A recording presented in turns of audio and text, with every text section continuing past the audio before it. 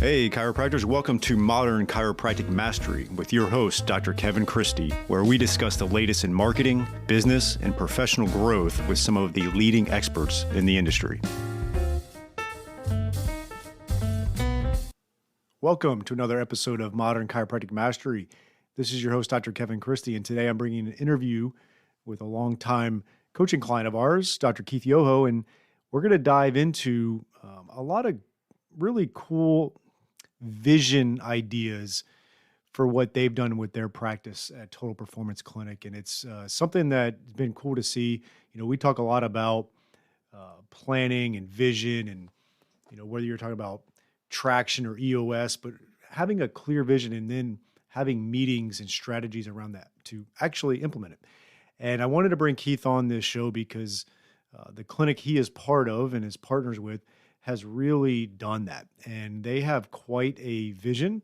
They've had quite a substantial amount of growth, and it's not by accident. And they've got some, you know, really big ideas that they want to accomplish over the coming years. And we dive into some of that and how you can achieve your goals, but then also we break down some of the meetings and the structure of the meetings they have. And, you know, the fact that they're a yearly meeting now because they've grown and they've got quite a team and they've got a lot of decision makers has become like a 3-day event for them once a year. And so we dive into how to create a vision, how to have meetings and trainings to implement the steps within that vision, and honestly, how to think big and achieve it. And so it was a great interview.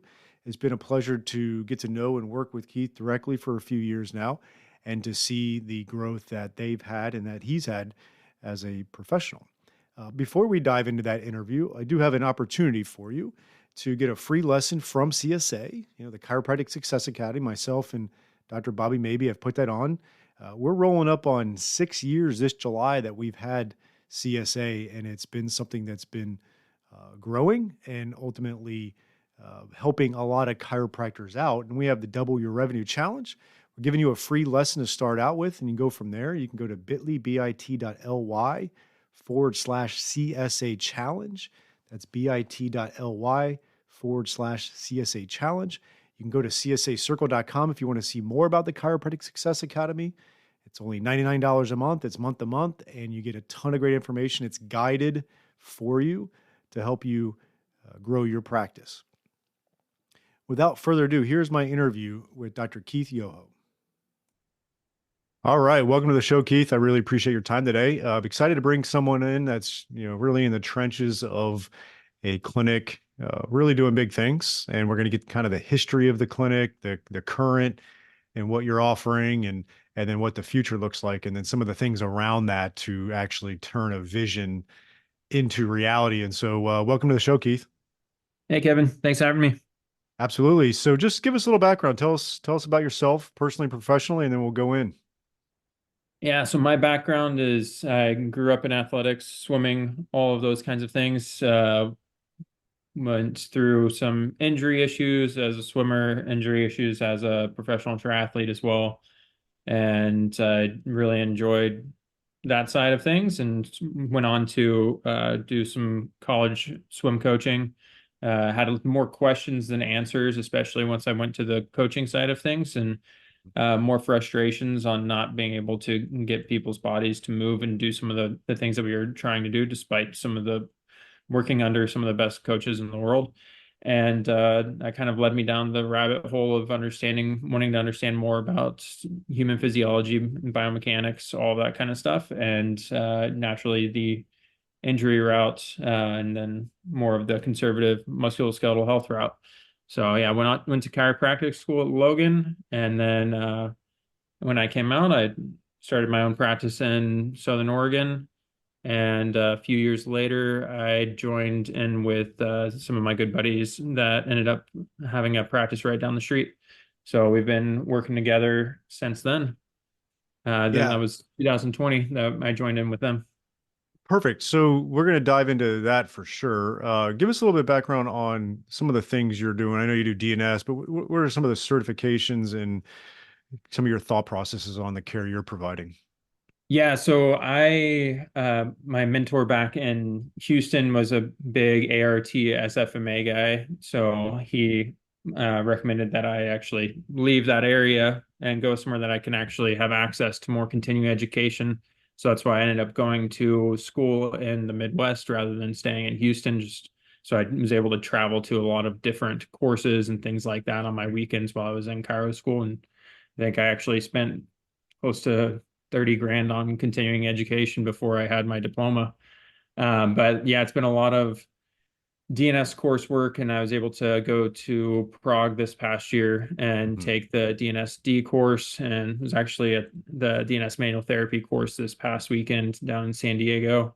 Um, but yeah, so it's been very heavy on the DNS side of things, very heavy on MPI is really largely the background for how I look at a lot of my adjusting skills and manipulation. And then, yeah, I've got the ART background, SFMA, the uh, I mean, you name it. The FRC, FRS guys have taken coursework with them, so it's been a lot of different ones with neurodynamics, kind of across the board. The whole gamut of like, hey, we need to be able to move joints, we need to be able to move muscles, we need to be able to get muscles to learn how to activate, but we also need from the DNS principles, a lot of it is learning how to activate with elongation, with eccentric activation to control more of that joint positioning and all of those kinds of things. And then obviously we need to be able to move some nerves. Mhm. So blending all of those things together to try and take a broader approach at what each patient might need. Perfect. I love it. And then your clinic setting now has allowed for uh for you to really implement that. And I know the other providers are, and you've got the performance side of things as well. So you got trainers on that aspect. Tell us where the clinic's located now.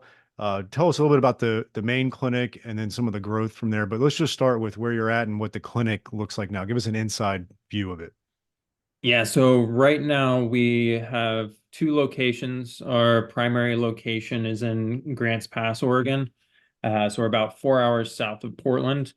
Um, that location is about 7,000, just over 7,000 square feet. 3,000, a little over 3,000 of that is an actual open gym space that we use for rehabilitation. And we also have two personal trainers that do guided group training classes, and we primarily use the CFSC, Certified Functional Strength Coach structure for a lot of that training. Mhm. So inspiration from Mike Boyle and his crew. So that's a great program. It helps us with being able to have a small group training class where the workouts are really toned to the capability of each individual. So like I walked in there the other day and we had my parents were training at the same time as a high school athlete. So Mhm. they might be doing a similar, uh, like upper extremity horizontal push type movement, but it just looks different from what Mhm. my parents are doing versus the athlete. So based off of their capabilities in that grouping of of movement. So horizontal push is one kind of movement. Mhm. Horizontal pull is a different one. So they're just doing different variations of the same kinds of movements that the body needs to have. So that's kind of how we structure a lot of the gym side of things. And then in that clinic, we have chiropractors, physical therapists, massage therapists as well. We have one physical therapist, and then we just started. We have a physical therapy assistant that just started this month, and we have another one starting up next month. So that's all getting going there, and we also have a satellite clinic in Cave Junction. So it's halfway out to the Oregon coast from our Grants Pass office, and it's a much smaller location, much smaller community. So it's about between 1,600 and 2,000 square feet, and we Mhm. have chiropractic, massage, and physical therapy out there as well. Nice. And then how long have the doctors all I know there's multiple, but when did this let's just say this clinic, what year roughly did it get Oh started? gosh. So Scott Thorson was he's the original owner of this practice. Mhm. He started this practice about 25 years ago. So Mhm. that's very well established practice in the community, and he's had a presence in the Cave Junction area as well as Grants Pass for about the past 20 years. Yep. And then how many are you now as far as the chiropractors that are really working towards growing this? Yeah, so we have four owners. Hmm. Myself, Scott Thorson is the original owner, and then Nick Baker and Nate Baker are my two other business partners.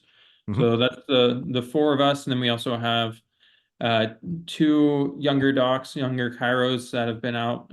One of them just joined us this past fall, and then the other one joined us in the fall of 2020. And then we have Scott Thorson's son, Shell, is our physical therapist, and he's been with us for about a year and a half. Nice. And that's, yeah, I wanted to set the context and like this didn't happen overnight. It was Absolutely not. definitely a lot of years and planning and building. But for our audience, no matter where you're at, it's take 1 week by 1 week, 1 year by 1 year, and you start to build something that's cool. Let's take a break from today's episode and announce our first sponsor. This is going to be Propel Marketing and Design. I've known Darcy Sullivan for years. We've worked hand in hand on my websites. I don't trust anybody else to do the search engine optimization. She does a great job. There's so much to it. A lot of the lingo and the words are beyond my comprehension, but it's just amazing work that she does. And if you're really going to get results with Google, you have to make sure your website is SEO optimized. And I really don't want you doing it yourself as a chiropractor. So you just have to have this type of stuff done.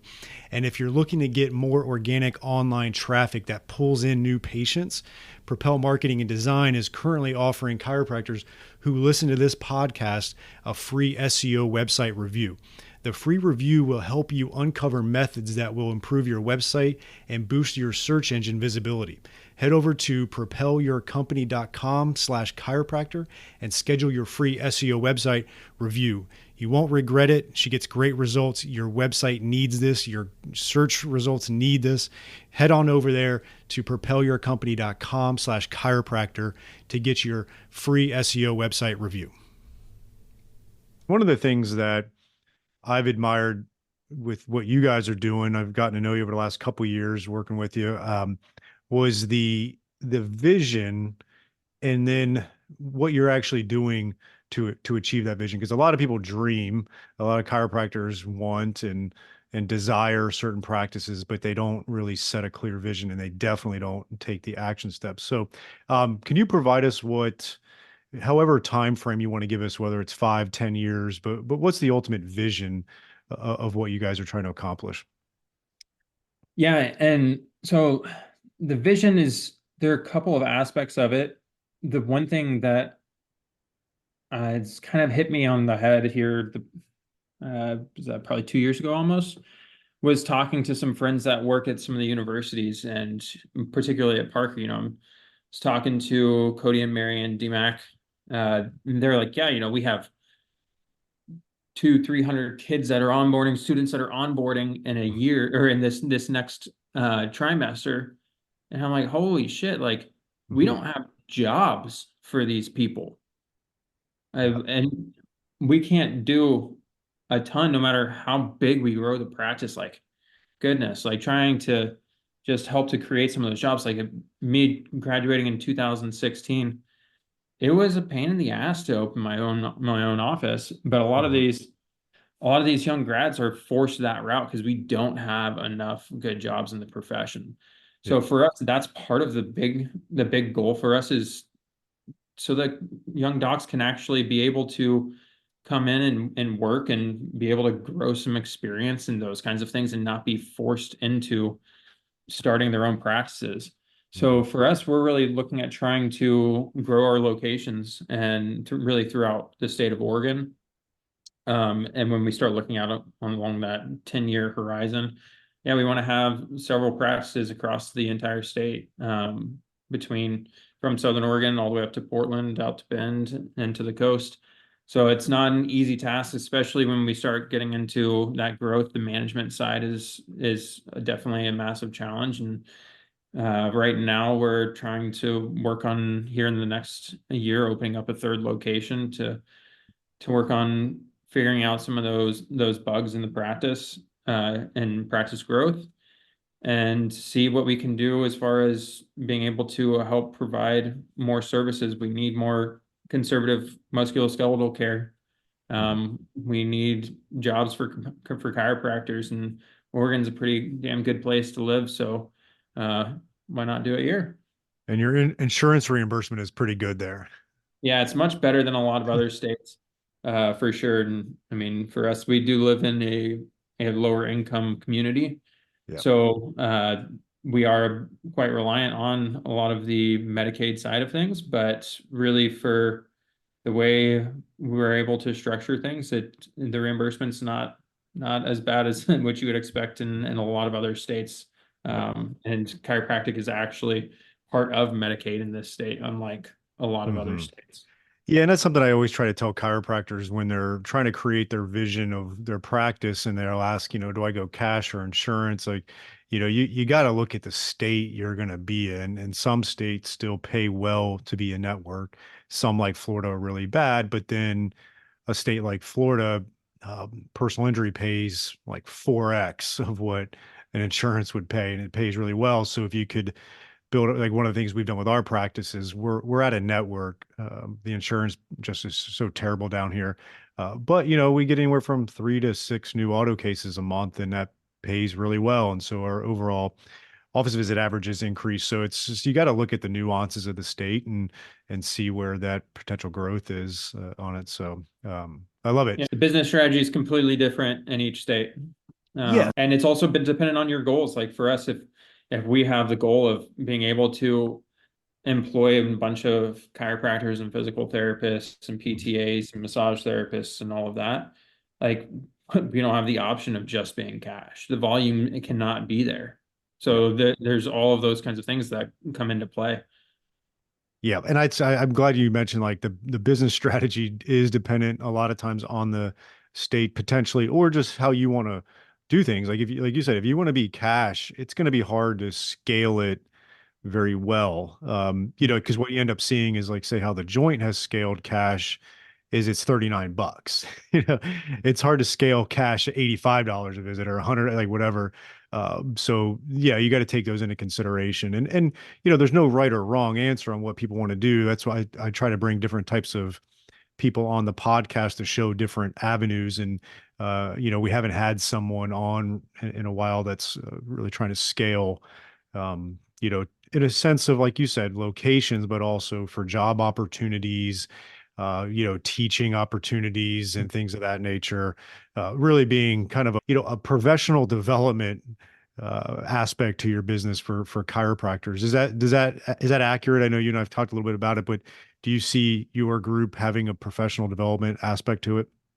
Yeah, we already have some future plans on all of that kind of stuff as well. And then the other aspect for us is that Western states is in the process of being able to allow students to leave Portland Hmm. for a longer period of time. So we Yep. have our eyes on those kinds of things to help with the clinical development of students as well. And there's some good docs up in Portland that have been doing that for a while, and we've had some talks with them as far as ultimately we want to get to the point that we can start collaborating with them, whether they have them for X amount of time, and then we can kind of carry on. We know a little bit of kind of having a unified curriculum, so that we can really keep the progression going with their Hmm. development. And then, uh, yeah, and ultimately, like school can only teach you so much of reality of Hmm. what you want to practice, and there are so many different ways of practicing that we can help guide a little bit more in that realm. The thing that's hard is like for us with trying to plan out business growth, business development, the admin side of things builds up a lot more. The practice management side of things and demand of that builds up a lot more. And trying to cover overhead gets more challenging for a while. And then now we can Hmm. start getting revenue in from other providers. And then that allows us to actually be able to take a little bit of a step back. Like today is my first day of only having a 4 day actual in clinic work week, or my first week of that. So now Hmm. I'll be spending the rest of my day doing more of the administrative management side of things that we need to have to help support some of our growth and development. But then like 100%. I want to be at that point where I can sit here and take some of the material that I learned at my DNS manual therapy course Hmm. and get some group training stuff and things like that really planned out Hmm. and really work on that development for all of us. And that was I totally missed that because I did a ton of that while I was in school with working with the R2P club. Yeah. So did a ton of that teaching type of stuff, and that was really enjoyable for me. And I Mhm. definitely want that's something I definitely see us getting back to here in the near future. Yeah. No, that's great. And I And think also, man, like we also have like all the massage therapists and some of these and some of the PTA, PT assistants, and we function off of utilizing our chiropractic assistants for helping us with yeah. some of our rehab and all those kinds of things.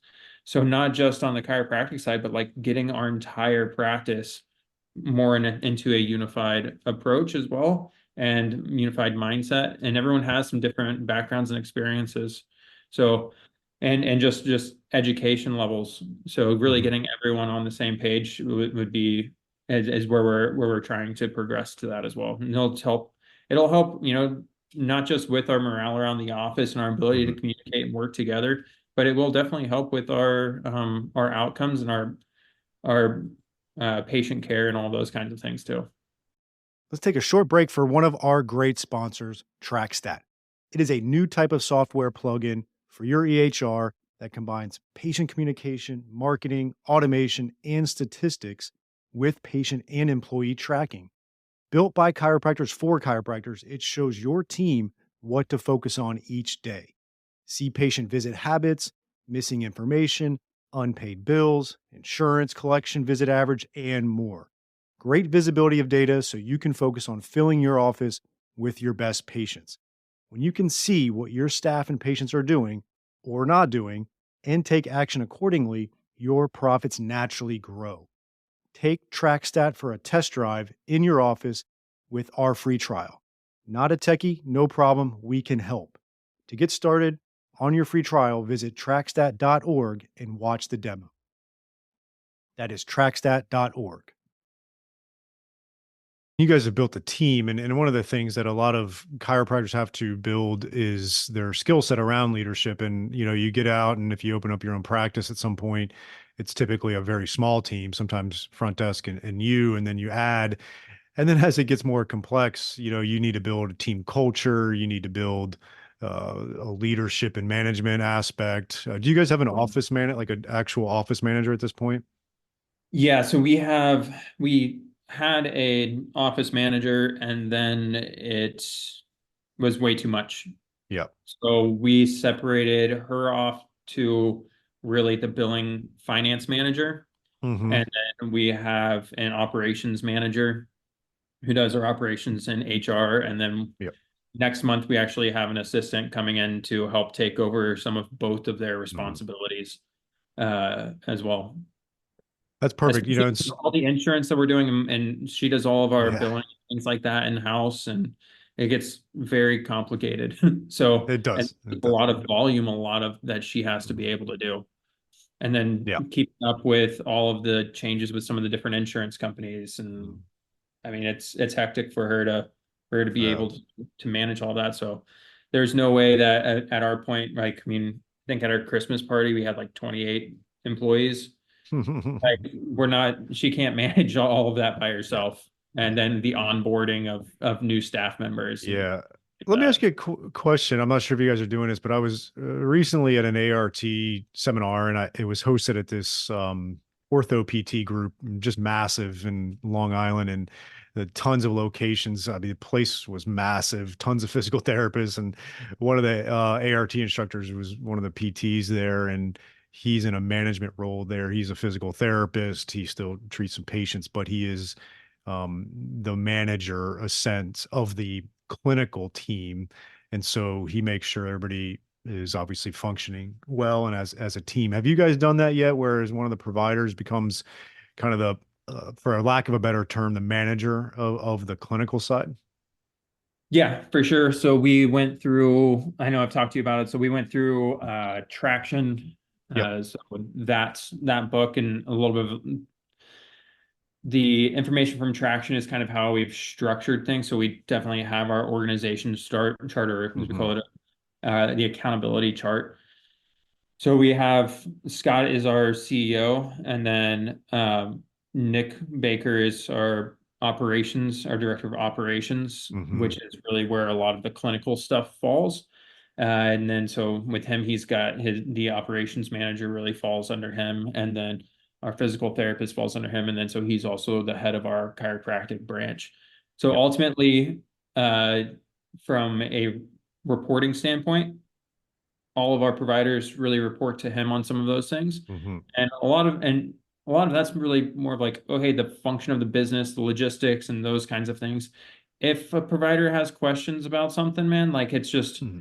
we'll go talk to someone and be like, that actually sounds like a Nick question, or Nick might be like, that Mm-hmm. sounds like a Keith question. And so we just kind of have a little bit of our own specialties as we've developed in practice, Yep. and our thought processes are all a little bit different.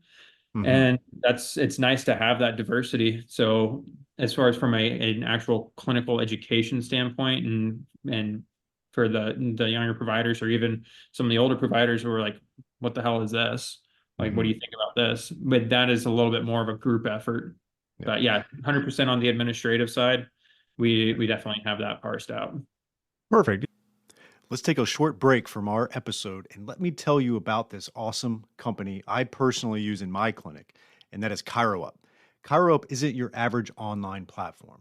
It's the brainchild of chiropractors Doctors Tim Bertelsmann and Brandon Steele, and it has grown to a community over 3,000 of the best chiropractors in the world.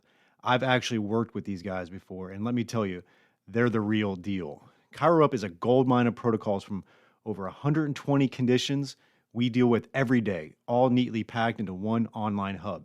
Why does this matter? Because not only are you able to diagnose smarter and faster, but you can also get this information into the hands of your patients in just 4 clicks. And they're 100% backed by evidence. How cool is that? But here's what really got me hooked. ChiroUp is all about stepping up the game in chiropractic care. I'm all for that, and I know you are too, because you're listening to this podcast. Seriously, if you haven't checked them out yet, drop everything and head to chiroup.com/Christy. That's CHIROUP /CHRISTIE.com. You'll be able to set up a free 14-day account with no payment information needed. Once you see what's in there and fall in love with it, use the code Christy15 to save some cash. Start now and you'll thank me later. Trust me on this one. This code is valid for new subscribers only. Yeah, and so a couple of the big nuggets I wanted to get from talking to you, one was the growth mindset, and you guys definitely have that, which I love, and it just allows you to realize, okay, yeah, like we want to get there. We don't necessarily know exactly how it's going to play out when we do it, but we feel comfortable that we will grow into that. The second thing I wanted to really dive into is the traction meeting aspect. We talk a lot about team meetings in our coaching programs, and I've kind of relied on you a little bit to help out on some of our coaching calls with that because a lot of chiropractors have small teams. Like you mentioned, 28 people at the Christmas party. That's not common. A lot of times it's two, three, four, five team members, and they're not doing any team meetings. And so we try to get them to do a quarterly team meeting, a yearly team meeting. We try to make it maybe 3 hours or a half day.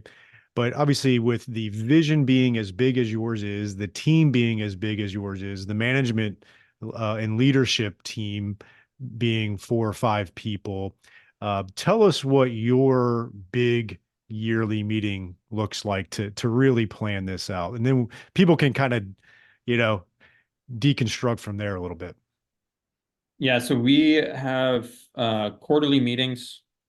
The Within the quarterly meetings are we have one that's designated as our annual meeting, and that's where we Mhm. really go back to restructuring uh our 10-year goal, our 3-year picture, uh our 1 year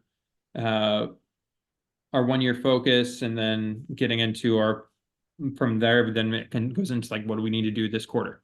Mhm. Uh every other quarter, we don't necessarily go back to restructuring the 10-year and the 3-year goals and changing some of those things if we need to.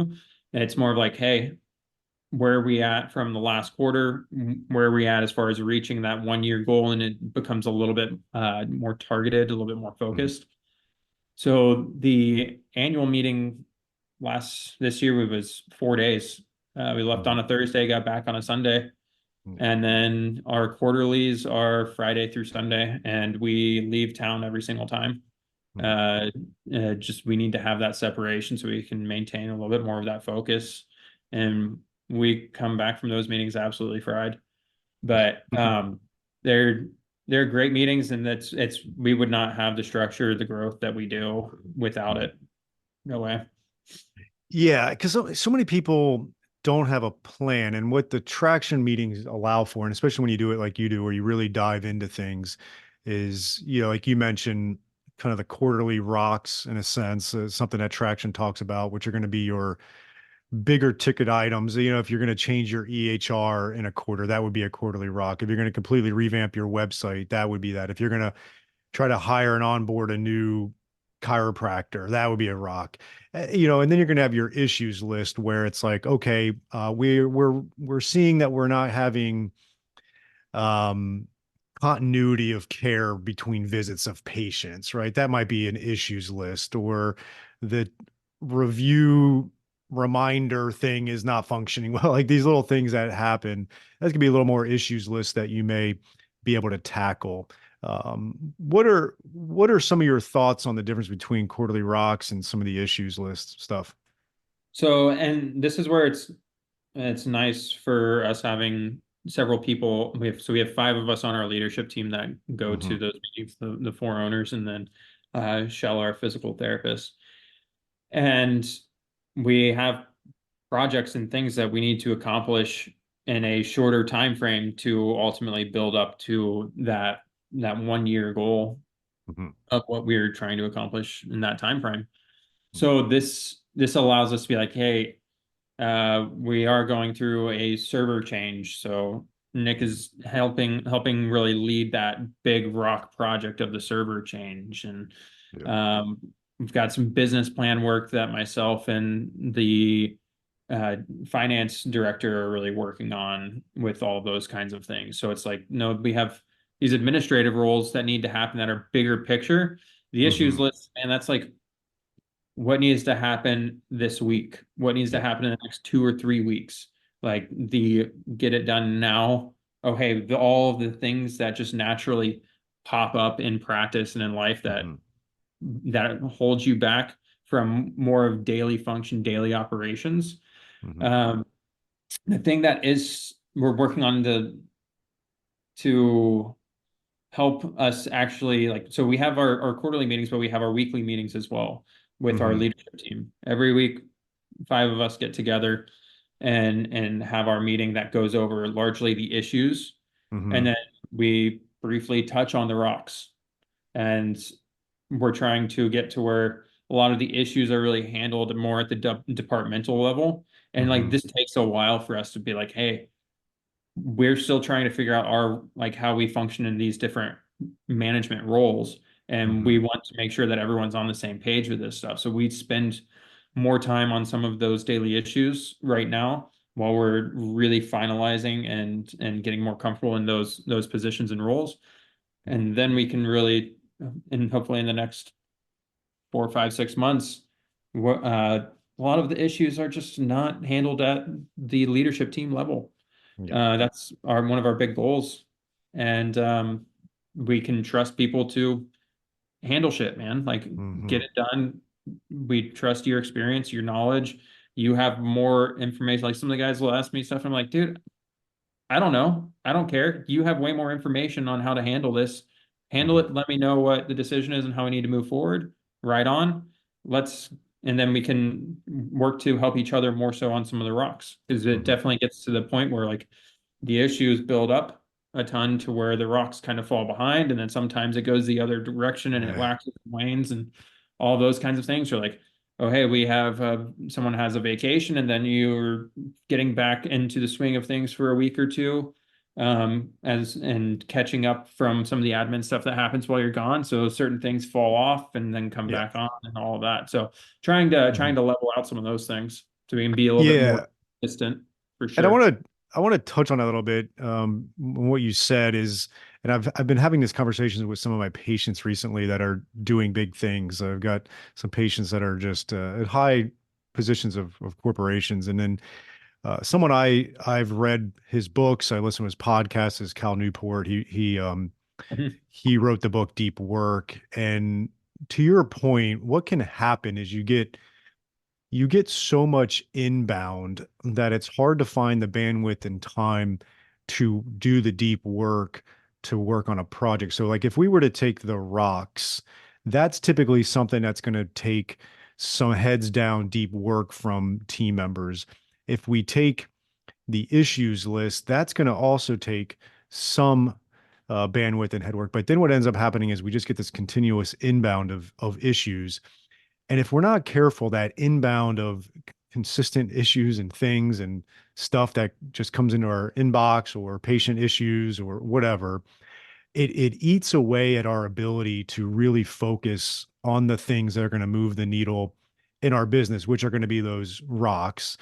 And Mhm. so what Cal Newport would really talk about and have a plan with it is that you need to get ahead of your schedule and block off time for deep work, and maybe 2 3 4 hour blocks of time where you really to get all the distractions, like you're not in your inbox, your cell phone is in the other room, you're listening to some music and you're pounding some things out. But as a clinic, and I'm not just speaking to you, um it's anybody, is that you got to really focus, have some focused time to work on those rocks, and that way you can get the ball rolling with it and not be overwhelmed with the inbound.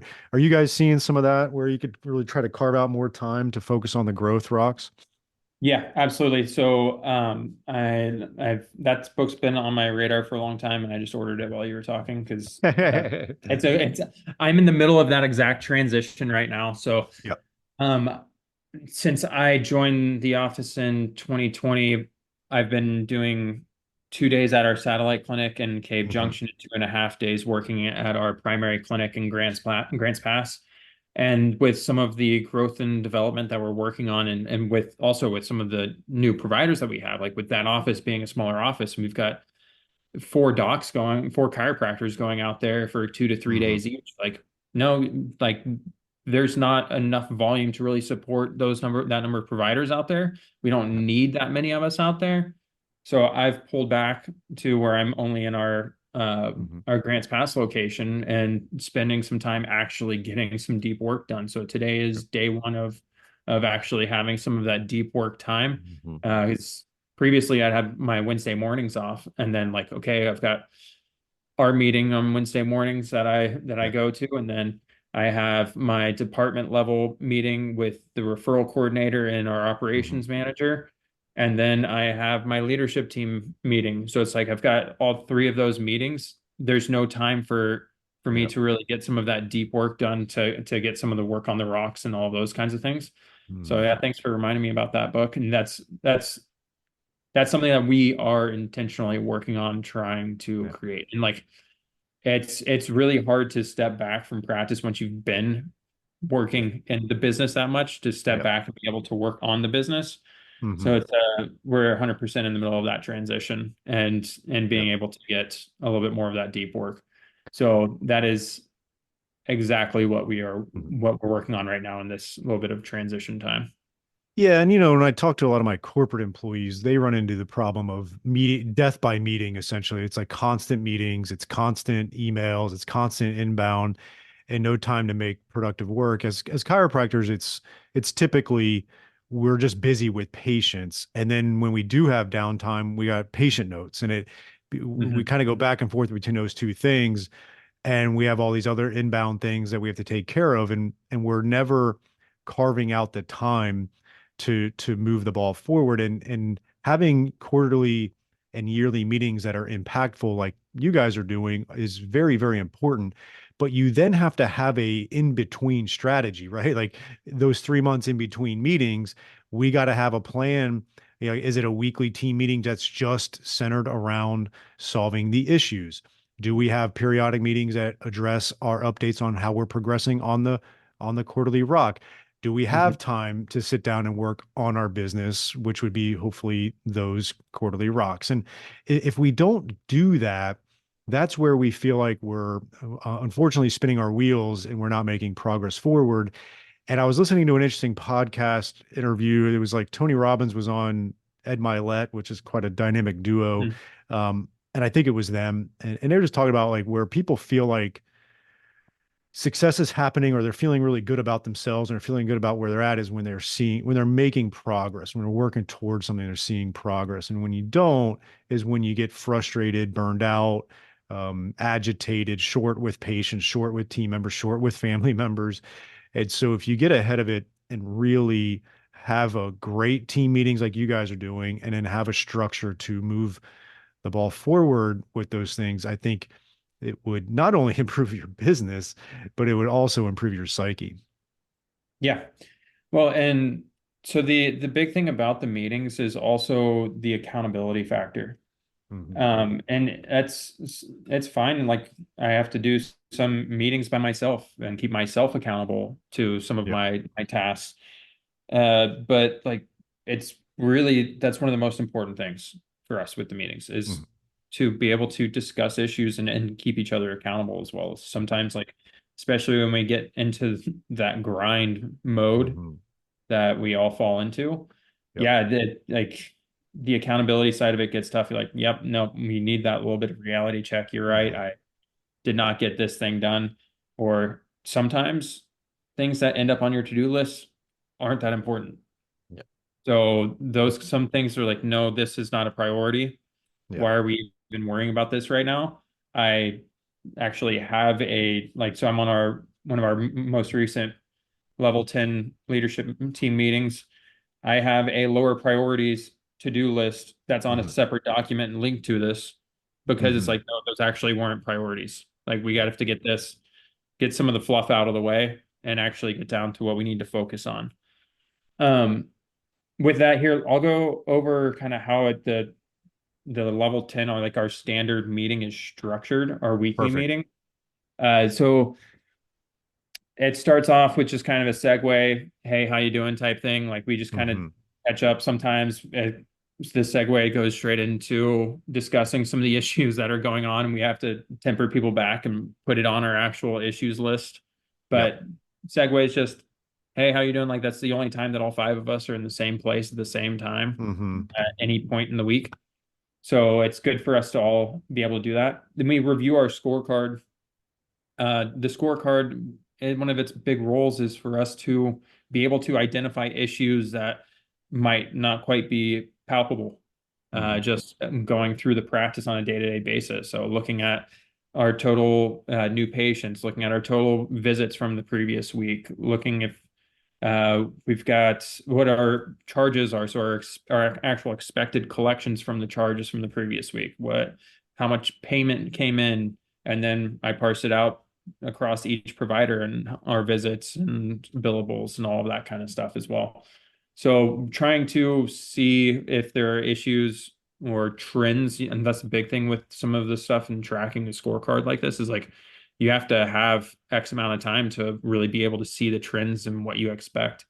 So that is really helpful Hmm. for us at the higher level. And then we also have like our management team scorecard. So like for example, the referral coordinator that works with me, we're not just tracking the total number of new patients, but like for us, we're very heavy on MD referrals. I Hmm. mean, I think last month it was like 120 referrals in the month of December, which is not a particularly busy month for us. So Hmm. we're getting all of that kind of stuff built up. So we need to see like the incoming referrals, not just the new patients. So all of those leading indicators, whereas Yep. our new patients would be a trailing indicator relative to the referrals. And Hmm. obviously the total office visits is a trailing indicator also from the new patients. Yeah, and let me give a definition for the audience real Go for quick it. is that like the leading indicator or the trailing indicator would be how many new patients from MDs. The leading indicator to the things that you actually do to get those referrals. Like, okay, we're meeting with MDs, we're doing this. Too many people will set a goal of 5 MD referrals in a month, but they do nothing to get those. And so that's the leading indicator. Just wanted to make sure our audience knew that. Yeah, right on. So for us, the initial couple of things in the meeting is just trying to help develop our our IDS. It's Hmm. identify, discuss, solve. That's like our actual problem solving portion of the meeting. So with that, we review our scorecard. We review our rocks, and that's like very simple. Hey man, are you on track or are you off track or do you need help with something?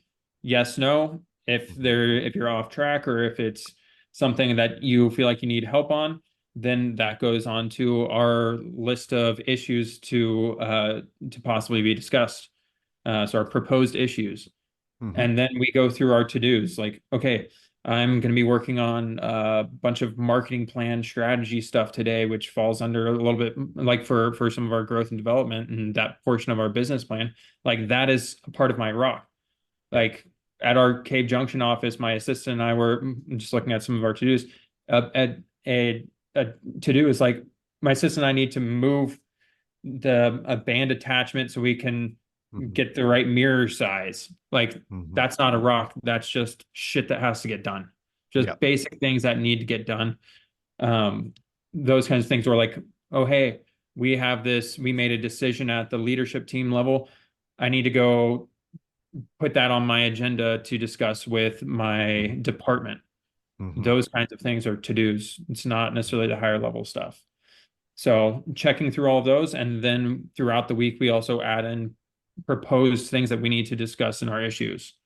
Now, once we go to issues, like we don't go super detailed on the notes here because we're actually trying to focus on the discussion. So Yeah. like identify the problem, discuss the problem, what's the resolution statement? Hmm. Hmm. Every issue on our IDS here, our issues that we discuss, has a resolution statement and it has the person who's accountable for it. We had that issue for a long time and we were initially starting to implement traction where it'd be like, oh, shoot, no one's name got put on this resolution statement. So Yeah. it didn't get done. So like it's just very basic things that Hmm. completely derail the function of like the practice whenever you're trying to do big growth and development. Yeah. So And I, that's our primary meeting right there, man. that's good. And I think a lot of people have too many open loops. They talk about these Yeah. issues, this and that, and the other thing, and it's not assigned, and it just becomes a bunch of open loops. And then as the leader or owner, you get frustrated, then you snap. Like, this is a way of avoiding those open loops and having closed loops. And then when you have that next level 10 meeting, someone can say, "Yep, we got that mirror moved, and that's all set," and you cross it off, and boom, don't have to worry about it anymore. Yeah, absolutely. And it's funny because you always have like that to-do list always seems like it's growing and expanding. Yeah. And that's one of the beautiful things that about like the quarterly meetings is like you're like, oh, dude, I'm so far behind on all Hmm. of these other things and this, that, and the other. And then when we sit down and we actually go through like what's happened over the last 3 months, we're like, shit, we actually got more accomplished than we thought we did Yeah, because you for just sure. get stuck in that mode of getting things done that it just doesn't always feel like you're getting things done because there's always more to Hmm. do. Yeah. So it's nice to have that step back reflection moment. Hmm. And realistically, man, we need it on a 3 month basis for Yeah. sure. Because if we went 6 months, like we would get fried. It's like it's nice to step back and like have our reality checks and have our decompression point. And then obviously there are points within those big discussions that get a little bit more tense and compressive when we're Hmm. figuring things out and we're all very passionate about what we do. So Yeah. um, if you have a good team like that, expect it to get a little bit passionate at times as well. I'll tell people that. I love it. Well, Keith, this was great, man. I really, really appreciate your time today on this. I wanted to give people a vision, and they can always kind of deduct from there where they're at, if what their growth wants to be. But this is how you actually can achieve the growth that you want as a particular chiropractor and as a practice. So I appreciate your time today. Yeah, man, absolutely. And I just definitely encourage people, especially business owners out there, to consider if like you have big goals and you want to grow and develop your practice, like you got to bring some people on to help you with it. You don't have to go it alone. Um, Hmm. that's definitely like the biggest thing I will 100% commend Scott on, as being the original owner, and him bringing on, some of these other guys as owners, because we would not be where we're at as a single owner practice. Yeah. Um, and, and we've really needed a lot of the diversity and mindsets and experiences and those kinds of things that each person on our leadership team provides. Yeah, that's a whole other great topic would be kind of how the benefits of a group practice and the trends toward that. So maybe we'll do that again. Maybe that's a debate between us and a solo guy. We'll see. Yep. All right, Keith, have a great rest of your day. Yeah, you too, man. I hope you enjoyed this week's episode. And if you want to make the shift from busy, broke, and broken to time-free and cash confident, or you just want to continue with the exponential growth, check us out at modernchiropracticmarketing.com. Look at the MCM Mastery tab, watch the short video on there, and check out what we are doing now for evidence-informed chiropractors. We are equal parts coaching and marketing done for you. Yes, you shoot some videos, we help you with campaign strategies and ideas and really become a thought leader in your community. You shoot those videos, you send them to us, we produce, edit, and brand them to you. Then we distribute them through all of your channels. We also take them and we turn it into one good blog per month. And every other month, we have Darcy Sullivan producing a robust blog with a topic that you pick from her database to help with your SEO. So we essentially become your content marketing agency to make sure your practice is always having ethical, elegant content marketing to help grow your practice. On the coaching side, we also help you with everything from marketing ideas to business, communications, finances, anything practice growth, and really try to help prevent you from being stuck on that island.